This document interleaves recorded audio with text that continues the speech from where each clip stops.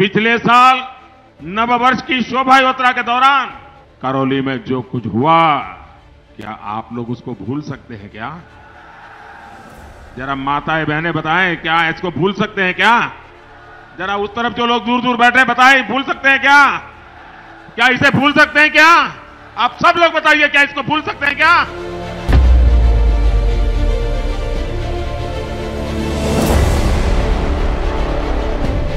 ये 2023 में करौली जिले की चुनावी रैली है, जिसमें प्रधानमंत्री नरेंद्र मोदी करौली की जनता को अप्रैल 2022 के दंगे याद दिला रहे हैं, जिसमें रामनवमी से पहले हिंदू नववर्ष की शोभा यात्रा पर जिहादी और पीएफआई से जुड़े आतंकी तत्वों ने जानलेवा हमला किया। ध्यान देने वाली बात यह है कि प्रधानमंत्री मोदी जिन करौली दंगों की याद इस चुनावी रैली में जनता को दिला रहे थे, उन दंगों की पीड़ा आज तक करौली की जनता नहीं भूली। लेकिन लगता है हिंदू सेंटिमेंट्स के नाम पर वोट मांगकर राजस्थान में सरकार बनाने के बाद मोदी और उनकी भाजपा इन हिंदुओं को भूल गई। आज 3 साल से ज्यादा हो चुके हैं जिन पर हमला हुआ, उनको आज तक न्याय नहीं मिला, और जिन्होंने हमला किया वो खुले में घूम रहे हैं। ध्यान देना, राजस्थान में सरकार भाजपा की है। करौली में 3 साल बाद क्या हाल है और भाजपा ने न्याय के लिए क्या क्या किया, देखिए करौली से हमारी ग्राउंड रिपोर्ट।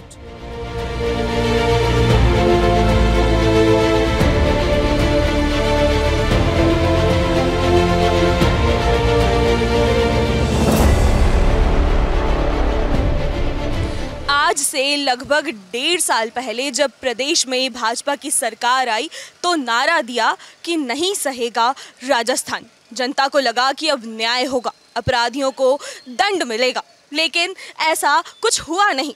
नहीं सहेगा राजस्थान मात्र एक चुनावी जुमला बनकर रह गया और जनता को बेवकूफ़ बनाकर सरकार बनाने का टूल साबित हुआ। आज जिस जगह मैं खड़ी हूँ, यहीं पर 2022 में बाइक रैली के दौरान एक जानलेवा जिहादी हमला हुआ था। ये वही गली है, वही मोहल्ला है और वही मस्जिद है जहां उस दिन हमला हुआ था। बहुत भयावह मंजर था। यहाँ से शांतिपूर्ण रैली जा रही थी, कुछ लोगों ने छत पे से पथराव करना चालू किया था और एकदम पत्थरों की ऐसी बरसात हुई कि उसमें हमारी 40-45 व्यक्तियों के लगी। जैसे ही ऊपर से पत्थर गिरे हैं, उसके बाद बाइकें गिर गई हैं, लोग क्षतिग्रस्त हो गए हैं, तो वो अपनी शटरों को खोल के डंडे, पत्थर और तलवार जो भी उनके हाथ में थी उनसे हमला किया। लोग वहाँ भजने लगे, आगे बच्चे थे, हम बचाने के लिए निकले तो किसी ने मेरे सिर पे डंडा मारा जिससे मेरा सर फट गया। यात्रा पर करंट डालने का पूरा प्लान था, मारने का पूरा प्लान था, मारने का। अभी तक कोई न्याय की उम्मीद नहीं है और बिल्कुल ऐसा नहीं लग रहा है कि सरकार बदल चुकी है। करौली में जो कुछ हुआ, क्या आप लोग उसको भूल सकते हैं क्या?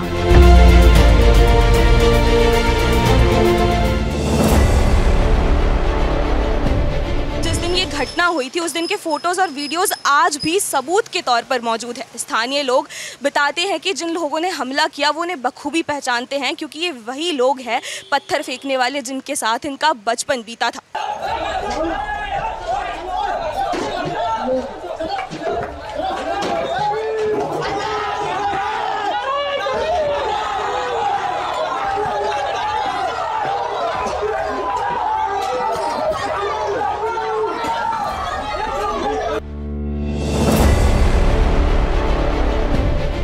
जब ये दंगे हुए थे तो ये जो भाई साहब मेरे साथ हैं, ये भी उस दंगे में मौजूद थे, तो इनसे जानते हैं कि उस समय हुआ क्या था। आप दंगे के समय में वहाँ पर थे?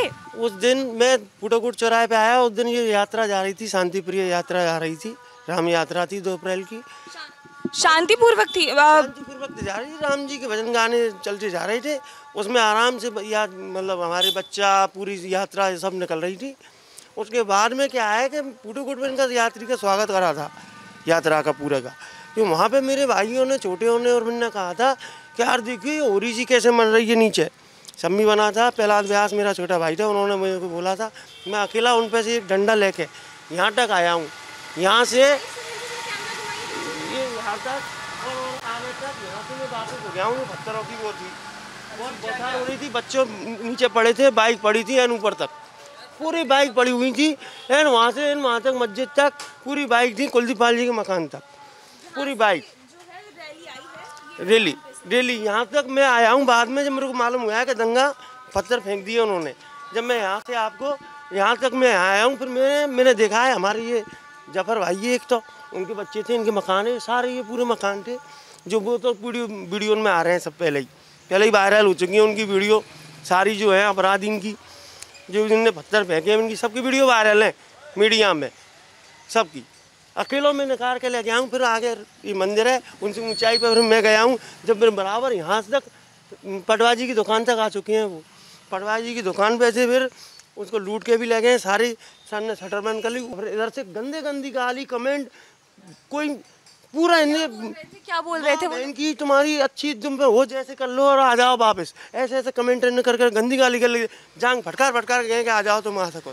ये स्थिति है एक शांतिपूर्वक रैली जिसमें किसी तरह का कोई आपत्तिजनक नारा नहीं था, किसी तरह के कोई आपत्तिजनक गाने भी नहीं बजाए जा रहे थे जैसा कि इन्होंने भी बताया, लेकिन फिर भी आपने मतलब मेरे पास शब्द नहीं है, मतलब वो लोग इन्होंने जैसे जो बताया दृश्य आप खुद सोचिए वो क्या रहा होगा। यहाँ पे बच्चे जो हैं खून से लथपथ, एक जिहादी जानलेवा हमला होता है और फिर उसके बाद वो धमकाते हुए इन गलियों से निकलते हुए इनको धमकी देते हुए जाते हैं कि हमने हमला किया है, अब क्या करोगे आगे।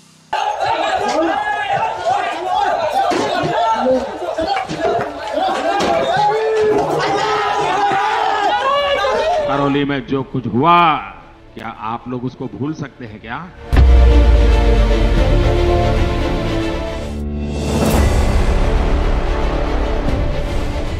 तो ये वही गली है जहाँ पे उस दिन जो है बाइक रैली पर हमला किया गया था। मैं आपको जो पूरा मंजर उस समय रहा होगा वो समझाने की एक छोटी सी कोशिश करती हूँ। तो ये अभी देख पा रहे होंगे ढलान जो आप देख रहे हैं, सुनील जी जरा कैमरा घुमाइए इधर। तो ये जो ढलान है यहाँ से रैली आई है, इस रैली के यहाँ पर आते आते जब उसके पास वापस जाने का कोई रास्ता नहीं है इधर से, और वो जो देख रहे हैं आप वो जो है पूरा जो है मजहबी पक्ष का इलाका आता है, और यहीं पे जो जैसे ही रैली ने एंटर किया उन पर पत्थरबाजी कर दी गई और उनके पास वापस जाने का कोई रास्ता नहीं है।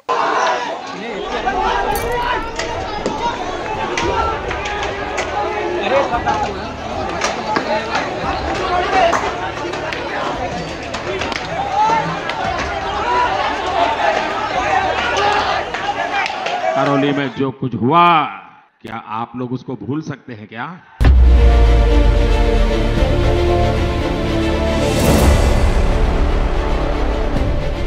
और आज 3 साल होते आ रहे हैं लेकिन वो जिहादी जो हैं जेल के सलाखों के पीछे तो नहीं पहुंच पाए हैं, वो आज भी खुलेआम करौली में घूम रहे हैं। मेरे पास एफआईआर की कॉपी इस वक्त मौजूद है।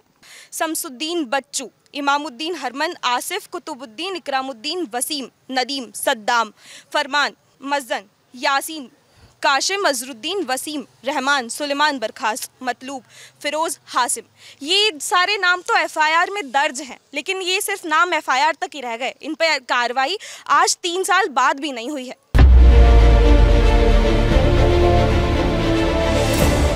और हिंदू पक्ष में इस घटना के बाद जो बहराप उसका अंदाज़ा इस बात से लगाइए कि जिस पक्ष ने हमला किया यानी मजहबी पक्ष ने, उसी पक्ष ने 10 से 15 एफआईआर उस पक्ष के खिलाफ दर्ज करवा दी जो पिटा यानी पीड़ितों के खिलाफ। और हिंदू पक्ष जिन पर हमला हुआ, जिनके बच्चे घायल हुए, उस पक्ष ने डर के कारण एक भी एफआईआर दर्ज नहीं करवाई। प्रशासन ने उस समय जांच तो की, लेकिन जांच में वही उनका पुराना सो कॉल्ड सेक्युलर बैलेंस दिखाने की कोशिश की गई, जहां पर उन्होंने दंगाइयों के नाम तो एफआईआर में लिखे, लेकिन साथ ही साथ उन्होंने उन लोगों के भी नाम इस एफआईआर में जोड़ दिए जो इस रैली का हिस्सा थे, यानी पीड़ितों के नाम भी एफआईआर में जोड़ दिए गए।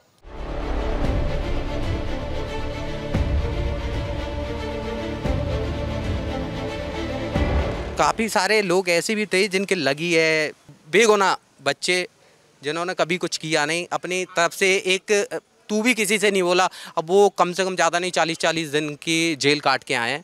बेबुनियादी तरीके से उनको फंसाया गया, बाकी के सारे केस को पूरे को मोटिवेट करके और हमारे ऊपर रख दिया गया, जबकि जिहादियों ने जो हमला किया था वो इनकी सोची साजिश थी।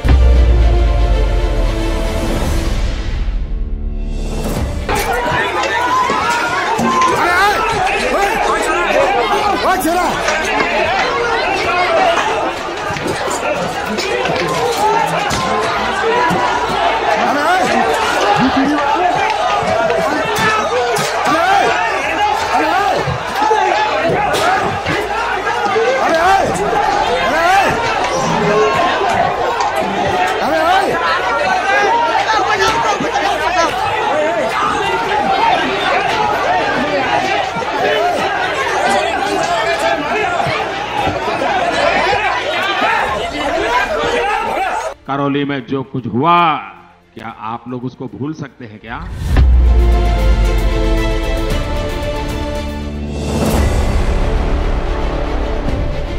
तो ये जो हैं, ये शख्स जो अभी आप मेरे साथ देख रहे हैं, ये उस बाइक रैली का हिस्सा रहे हैं। तो मैं इन्हीं से जानूंगी कि उस समय क्या मंजर उस समय रहा होगा। तो उस समय आप बाइक रैली में मौजूद थे? हाँ मैं कैसा मंजर था उस समय?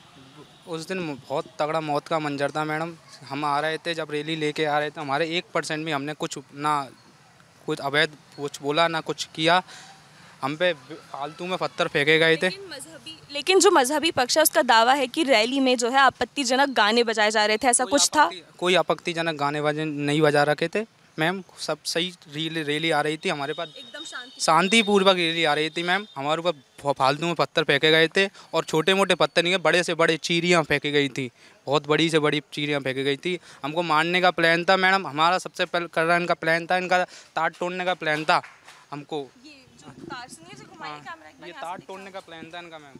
ये तोड़ने का प्लान था, हमको ऊपर जाने का एंड बिल्कुल मारने का प्लान था इनका मैम। पूरा बचपन इनके साथ ही गुजरा, फिर भी इन्होंने हमारे ऊपर 1% सोची नहीं कि भाई हमारे साथ है या है, हमारे परिवार की है, हमारे हिंदू समाज में कुछ भी XYZ।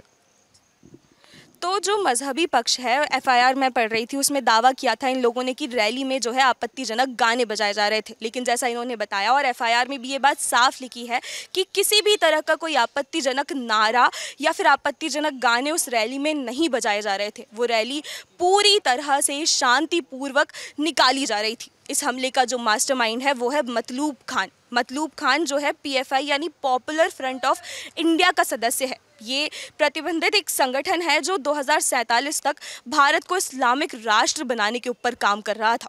तो ये जो सुनियोजित करौली दंगे हुए, उसमें मतलूब खान मास्टरमाइंड रहा, और उन्हीं के इशारों पर आकर इन मजहबी लोगों ने जो इनके साथ बचपन से पले बड़े हैं उन लोगों पर हमला कर दिया और जान लेने की पूरी कोशिश की।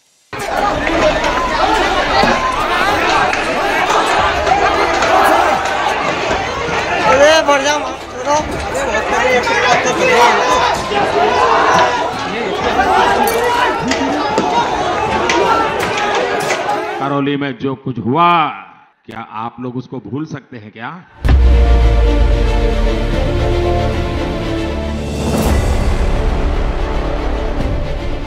योगी आदित्यनाथ ने उत्तर प्रदेश में बुलडोजर मॉडल लागू कर रखा है, यानी जिसके तहत जो है दंगाइयों पर सख्त कार्रवाई होती है। लेकिन जब यही कानून दूसरे राज्यों में लागू करने की बात आती है तो अरफा खानम और मोहम्मद जुबैर जैसे कुछ बुद्धिजीवी मुस्लिम लोग कहते हैं कि बुलडोजर चलेगा या नहीं ये तो कोर्ट तय करेगा। तो क्या यही बात इस रैली पर लागू नहीं होती थी? अगर इनको आपत्ति थी भी रैली निकलने से तो ये FIR दर्ज करवाते, उसका वीडियो बनाते, कोर्ट के पास जाते। आखिर कानून और संविधान भी तो यही कहता है। यही लोग जब ऐसे हिंदुओं पर हमला करते हैं, उपद्रव करते हैं, तब इन्हें ना कानून याद आता है, ना संविधान, ना कोर्ट। लेकिन जब बात बुलडोजर चलने की आती है तो यही लोग उछलते हुए आते हैं और कहते हैं कि कोर्ट तय करेगा।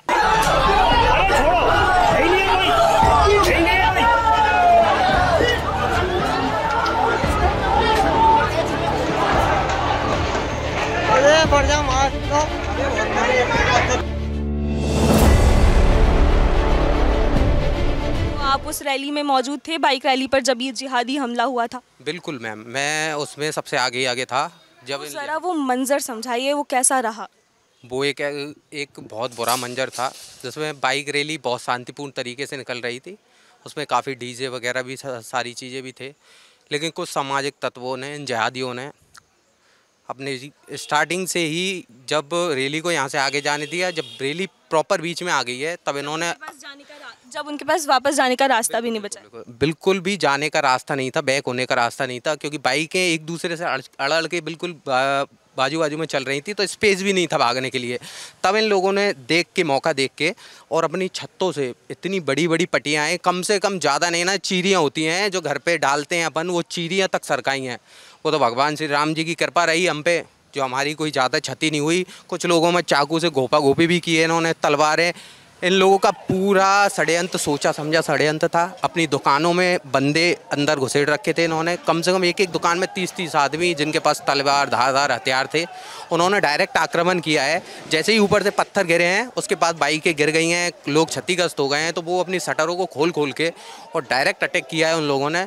और डायरेक्ट अटैक करते ही डंडे, पत्थर और तलवार जो भी उनके हाथ में थी उनसे हमला किया है। काफ़ी लोगों के तो हमारे 2, 4, 5 भाई थे, उनकी स्थिति ऐसी कर दी थी। एक अमित जी भाई साहब थे, उनकी स्थिति ऐसी कर दी थी कि उनको यहाँ से पल्ली जो होती है अपने कट्टा उसमें रख के लेके जाना पड़ा था हॉस्पिटल, इतना क्षतिग्रस्त कर दिया था। एक भाई था जिनको वो लोग उस शटर के अंदर खींच रहे थे जिससे उनको मारा जा सके, जान से ख़त्म करने की पूरी स्कीम थी। मेरे ना एक चीज़ समझ से बाहर है कि इन्होंने ये हमला किया क्यों? आपके पास कोई जवाब है इसी मानसिकता का, ये जो हमला हुआ इसका? आज तक करौली में ऐसा कभी भी कोई हमला नहीं हुआ था। ये इन लोगों की सोची साजिश थी जिसके तहत ये आम जन में भय प्रकट करना चाहते थे और अपना साम्राज्य जो है वो एकत्र करना चाहते थे। इनके अंदर भय घुसेगा तो ये मकानों को खाली करेंगे, यहाँ से पलायन करेंगे, ये सारी मंशाएं थी इनकी। हम आगे पावरफुल होंगे, हमारे लोग ज़्यादा अग्रेसिव रहेंगे, ये सारी चीज़ें इनकी मानसिकता थी, सोची समझी, जिससे हमारा करौली धीरे धीरे बैकवर्ड एरिया में तो है आज भी और ज़्यादा बैकवर्ड एरिया में आए और यहाँ के जो समझदार पढ़े लिखे बंदे हैं, लोग हैं, वो यहाँ से भागें, दूर जाएं यहाँ से और करौली खाली हो और इन लोगों का साम्राज्य यहाँ पे स्थापित हो। इसलिए इन लोगों ने ये सोची साजिश की थी। तो आज इस घटना को 3 साल होते आ रहे हैं, न्याय तो नहीं मिला है, लेकिन आप मुझे बताइए कि हिंदुओं की स्थिति कैसी है? क्या इस घटना का उनकी मानसिकता पर कोई असर पड़ा? क्या वो पलायन कर रहे हैं? हाँ, आज भी काफ़ी डॉक्टर किरोड़ी लाल जी आए थे यहाँ पे, उन्होंने भी इस संदर्भ को काफ़ी तरीके से उठाया था कि करौली से लोग पलायन कर रहे हैं। स्थिति ये है, आज आप चलो यहाँ की दुकानें तो खुल गई जो बंद हुई थी, लेकिन आप आज डोलीकार में जाके हिंदुओं की दुकानों को देखो, जैसी की जैसी पड़ी हुई हैं, जैसे उनमें आग लगी थी उसी स्थिति में आज वो पड़ी हुई हैं और सेम वही कंडीशन है। और आज अगर आप जाके देखोगे तो उन पे अतिक्रमण हो चुका है उन लोगों का, वो अपनी बकरी वगैरह बांधने लग गए हैं और उन्होंने अपने कब्जा उस पर दर्शा दिया है। आने वाले समय में वो दुकानें उन्हीं की पास चली जाएंगी क्योंकि एरिया भी उन्हीं का है। ना सरकार सुन रही है, ना यहाँ का कोई प्रशासन सुन रहा है, ना कोई भी सुन रहा है, जबकि डबल इंजन की सरकार है, ऊपर सरकार है, हिंदुत्व का दावा करती फिरती है।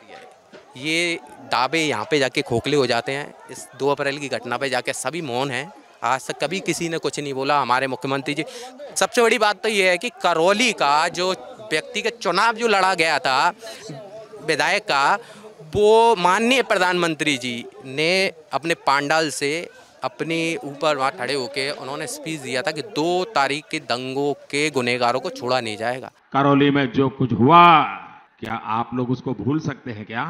लेकिन आज 2 साल हो चुके हैं, उस FIR में एक इधर से उधर भी नहीं खिसकी है वो FIR। न्याय तो बहुत दूर की बात है, आज भी लोग न्याय के लिए तरस रहे हैं। 40-40, 50-50, 60-60 दिन जेल में रह के आए हैं निर्दोष बच्चे।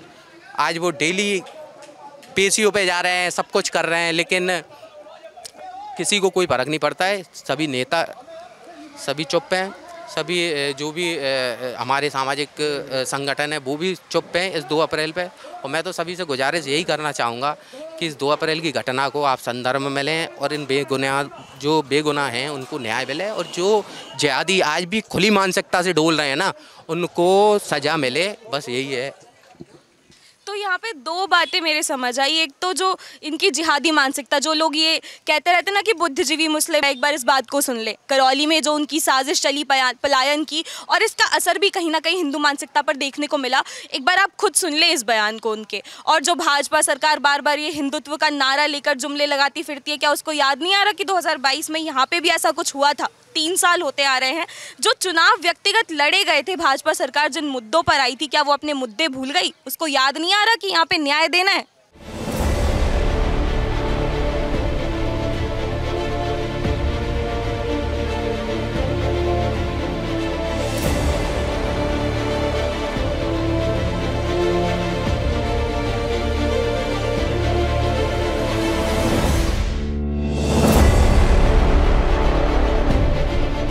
एक बड़ा सवाल ये भी उठता है कि जब रैली पर हमला फूटाकोट से गणेश गेट के मार्ग में हुआ, तो उससे काफी दूर स्थित तांबे की टोरी में हिंदुओं की दुकानों को क्यों निशाना बनाया गया? ना तो वहाँ रैली थी, ना ही झगड़े का कोई माहौल। रैली पर हमले के बाद टोरी में हुआ हमला इसके पीछे की मानसिकता और इनकी प्लानिंग को बताता है। ये तांबे की टोरी नाम का मोहल्ला है, ये करौली का सबसे संवेदनशील इलाका है। कारण आप समझ सकते हो, यहाँ सभी दुकानें हिंदुओं की हुआ करती थी, लेकिन धीरे धीरे माहौल के दबाव और पलायन के कारण सभी दुकानें मुसलमानों की हो गई। लेकिन कुछ दुकानें अभी भी हिंदुओं की थी। जिस 2 अप्रैल को रैली पर हमला किया गया उस दिन यहाँ कोई तनाव नहीं था, लेकिन इन्हीं चौराहों पर रात दिन बैठने वाले मजहबियों ने 50 साल पुरानी हिंदू दुकानों को आग लगा दी। अब सोचिए क्या लोग होंगे जो रात दिन आपके मोहल्ले में बैठते हैं और एक दिन आपकी ही दुकानों में आग लगा देते हैं। एक दुकान करौली के राधे मदन मोहन जी महाराज ट्रस्ट की थी जो वल्लभ की हुआ करती थी, जिसे हिमेंद्र चलाता था। दूसरी दुकान सुरेश की थी। दोनों दुकानों को आग लगाई गई। उससे पहले इन दोनों दुकानों के साथ साथ नरेंद्र की दुकान को लूटा गया। लाखों रुपए का सामान लूट लिया, फिर दुकानों को आग लगा दी।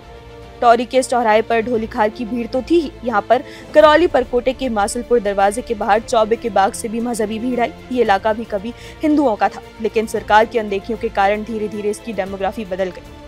आप यहाँ के माहौल का अंदाजा लगाइए कि दुकानों को लूटने और आग लगाने वाले लोगों की ये भीड़ इस चौराहे से आगे बढ़कर टौरी मोहल्ले के अंदर के चौराहे चौगान की अथाई तक पहुंची। दबी खबरें तो ये भी है कि भीड़ में कुछ लोगों ने नारे भी लगाए कि अगर यहाँ पर रहना है तो अल्लाहू अकबर कहना है।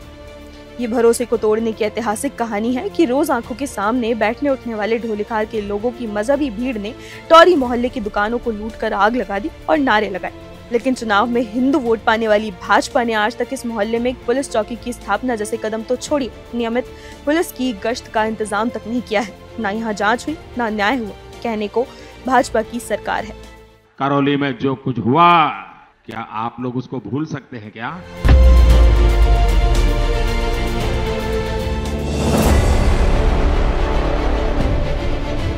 उस दिन जो घटना हुई 2 अप्रैल को, जो दंगाइयों ने जिहादी हमला किया, उस समय आप थे यहाँ पर, मौजूद थे? बिल्कुल, मैं मेरी दुकान पर बैठा हुआ था।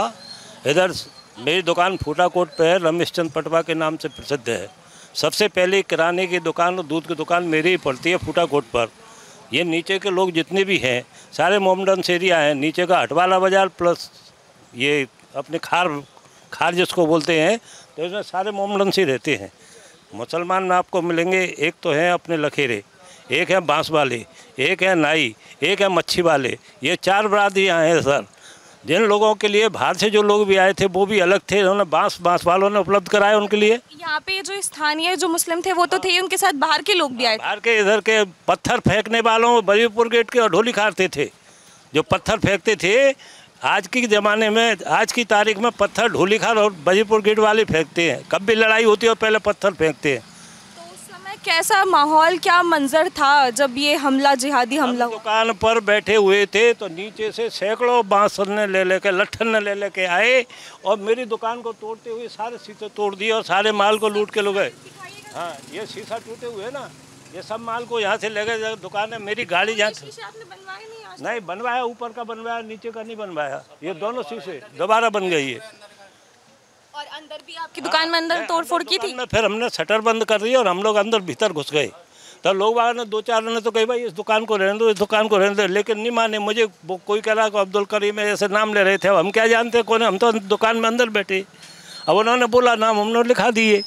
अब बोला नाम का आदमी नहीं मिले, खाए उनका क्या पता ठिकाना है, लोगों क्या पता रहता है कौन कहाँ रहता है। न्याय की क्या स्थिति है? न्याय स्थिति है, मेरा केस चल रहा है। मेरे बच्चों को उल्टे खिलाफ केस उन्होंने लिखवा दिए। नाम जो धर्मेंद्र का उनका नाम लिखा हुआ है, जबकि केस मेरा था।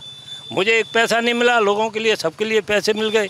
आज तक मेरा केस चल रहा है। पेश की कॉपी मेरे पास मौजूद है। केस आज की तारीख पेशी पे हाजिर हो रहा हूँ मैं, और कोई सुनवाई नहीं हुई। सर्किट हाउस में 8 दिन तक मैं वहाँ रहा।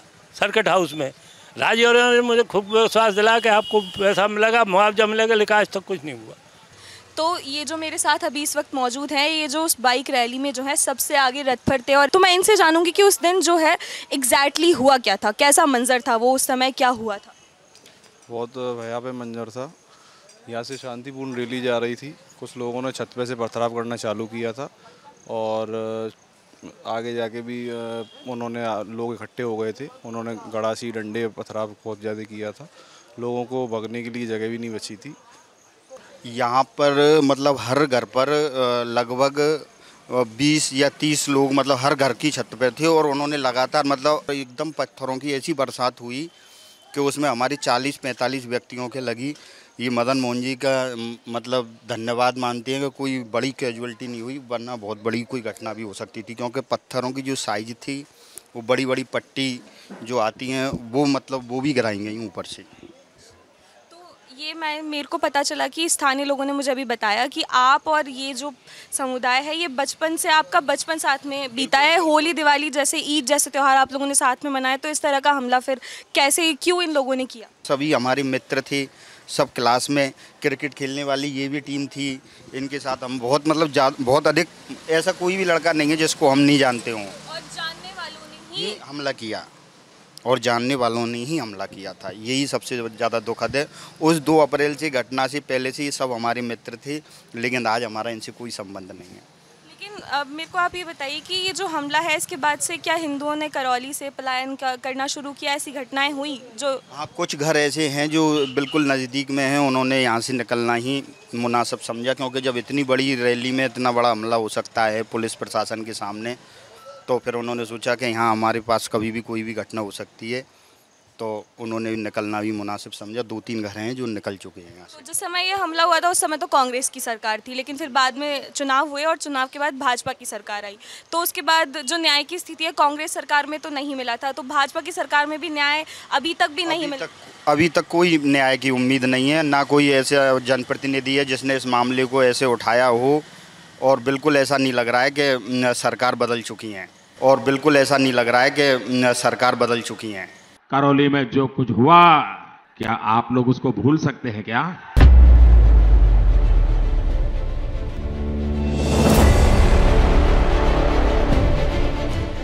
मतलब वो की वही स्थिति है, वो की वही अधिकारी कर्मचारी, वो की जहाँ यथास्थान पे वो की वही बैठे हुए हैं जो उस समय थे। तो अभी तक कोई कार्रवाई नहीं हुई है, इन दंगों पे कोई भी कार्रवाई नहीं हुई है। अब बात करते हैं बीबीसी जैसी संस्थाओं की, जो भारत में रहकर ही भारत के खिलाफ नैरेटिव सेट करने का काम करती है। ऐसी संस्था जो गुलजार की शायरी, कबूतर उड़ाने और साइकिल घुमाने वाले वीडियो बनाती है। यही संस्था करौली आती है 2022 के दंगों की स्टोरी कवर करने और दिखाती है कि भारत में तो मुस्लिमों पर बहुत ज़्यादा अत्याचार हो रहा है, उनके साथ दुर्व्यवहार किया जा रहा है, जबकि उस दिन क्या हुआ था ये करौली का हर बच्चा, हर इंसान जानता है। आज के ज़माने में, आज की तारीख में पत्थर ढोलीखाल और बजीपुर गेट वाले फेंकते हैं, कब भी लड़ाई होती है और पहले पत्थर फेंकते हैं। ना सरकार सुन रही है, ना यहाँ का कोई प्रशासन सुन रहा है, ना कोई भी सुन रहा है। इस 2 अप्रैल की घटना पे जाके सभी मौन हैं, लेकिन आज 2 साल हो चुके हैं। उस FIR में एक इधर से उधर भी नहीं खिसकी है वो FIR। न्याय तो बहुत दूर की बात है। मेरा केस चल रहा है, मेरे बच्चों के उल्टे खिलाफ केस उन्होंने लिखवा दिए, नामजोर, कोई सुनवाई नहीं हुई। अभी तक कोई न्याय की उम्मीद नहीं है, ना कोई ऐसा जनप्रतिनिधि है जिसने इस मामले को ऐसे उठाया हो, और बिल्कुल ऐसा नहीं लग रहा है कि सरकार बदल चुकी है।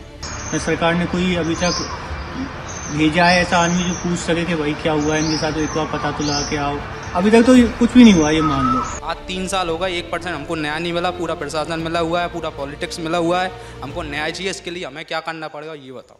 करौली में जो कुछ हुआ, क्या आप लोग उसको भूल सकते हैं क्या?